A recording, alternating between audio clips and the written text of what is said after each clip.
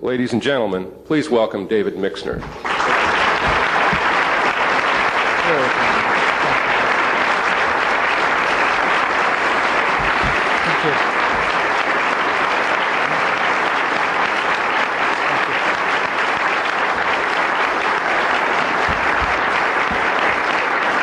Thank you very much.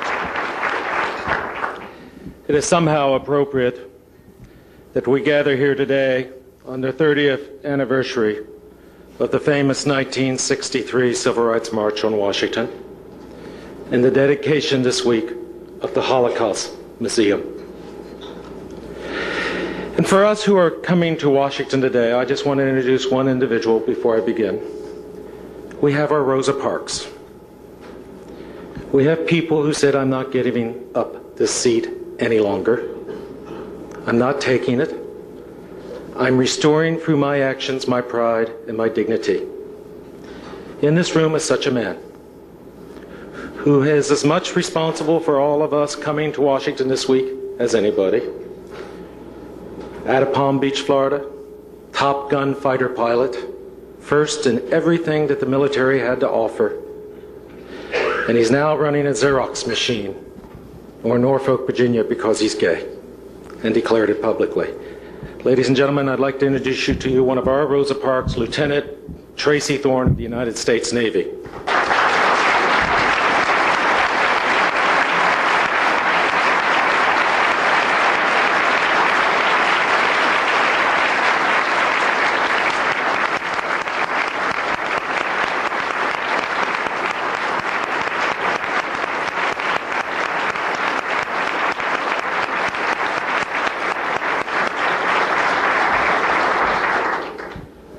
Thank you. It is indeed an honor to be asked to speak before you this historical weekend of the gay and lesbian movement. But before I begin, I want to acknowledge with deep respect the Lesbian and Gay Journalists Association. Their presence in our community has been a source of deep pride and has served as an inspiration to thousands of aspiring young journalists who just happen to be lesbian or gay. These young people can now, for the first time, look and see role models in journalism to emulate and to follow and to dream about. Being pioneers in any profession is difficult, and I salute these people's courage and the valuable service they are performing for so many of my brothers and sisters in the lesbian and gay civil rights movement. This weekend is indeed a historical one, as literally hundreds of thousands of lesbians and gays arrive in this city over the next 3 days. We have a moment here to reflect on the events that had led to this massive march on Washington and what is likely to follow for this community and this nation. For years, this community has been relegated to being a fringe sideshow on the political spectrum. It certainly was not viewed as a political power, nor as an emerging civil rights movement. In fact, until very recent times, it was unquestionably being viewed by both parties and all ideologies as a community that had to be handled carefully and certainly not publicly. At this moment, the gay and lesbian community finds itself at a historical crossroad. We have, for the first time in our history, experienced real political power in our own right. We are beginning to take on the characteristics of a civil rights movement. The battle for our rights is at last being fought in the hollow halls of the Congress of the United States of America, in your communities, and indeed in the national press. It is a battle that we welcome, and one that we have waited for several decades. It is a battle that inevitably must happen before we can achieve our goal of equal rights under the Constitution of the United States of America. We still do not know the extent of the struggle or its length. We do know that it will be difficult. We all know at times that it will be a very painful process. We in the gay and lesbian community know we will not cease our struggle until freedom has been attained. Because as the debate begins, and it is only beginning, we tend in our rhetoric to lose the human face behind the facts, the charges, the stereotypes, and the endless speeches.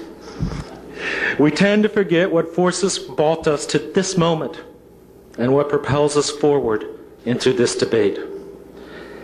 I would like to take just a few moments and briefly share with you my journey as a person who has for my entire life been involved in civil rights and politics.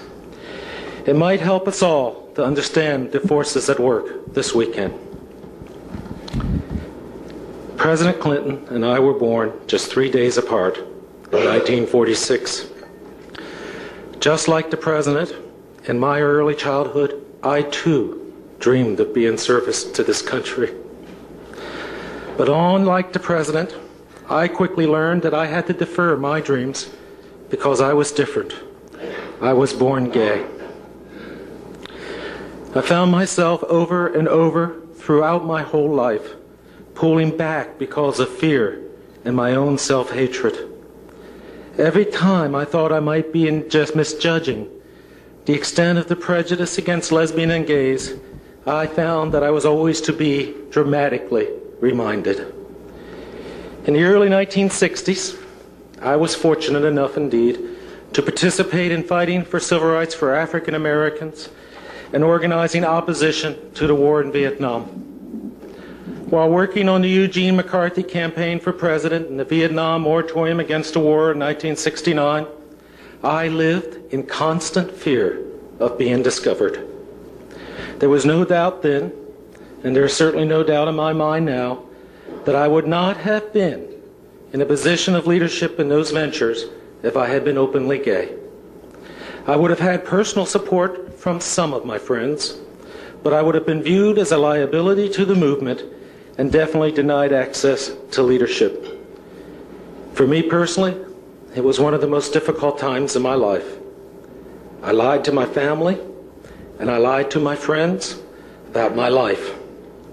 I gave different names and different places of birth to the few gay people that I met along the way. I was certain that it would only be a matter of time before my personal life ended up in the papers, disgracing me in front of those that I loved the most. Finally, in 1975, I had it. I could no longer work for the environment and economic justice and civil rights for others while personally living with so much fear. I headed for California to finally deal with my own liberation and freedom. And after a difficult and very painful coming out process, I became involved in the very early stages of the modern lesbian and gay political movement. What a different world it was just 15 years ago. We formed the first lesbian and gay PAC in Los Angeles, and it was named MECLA. And most candidates in the late 1970s and into the early 1980s would not even accept our checks to their campaigns.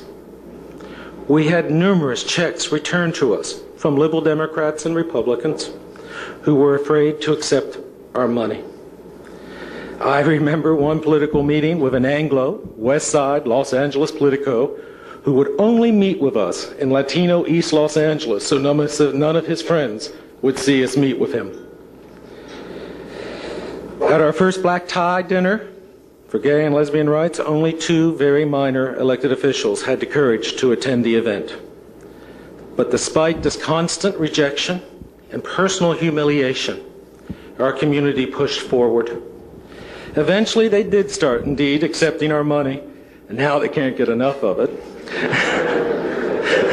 They came to our 1,500-person black tie dinners, and they angled to obtain a place on the speaker's platform. We started to feel self-esteem through these actions and political power for the first time in our lives. It truly was an extraordinarily and exhilarating time. Then came AIDS, and it literally changed everything. With a few exceptions, like Congressman Phil Burton, Ted Weiss, and Henry Waxman, Senators Kennedy and Weicker, our newfound political allies initially did very little to combat this deadly disease. Some even pulled back from us. And we started to face ballot initiatives all over the country that attempted to take away our freedom at the very same time we were desperately trying to take care of our sick.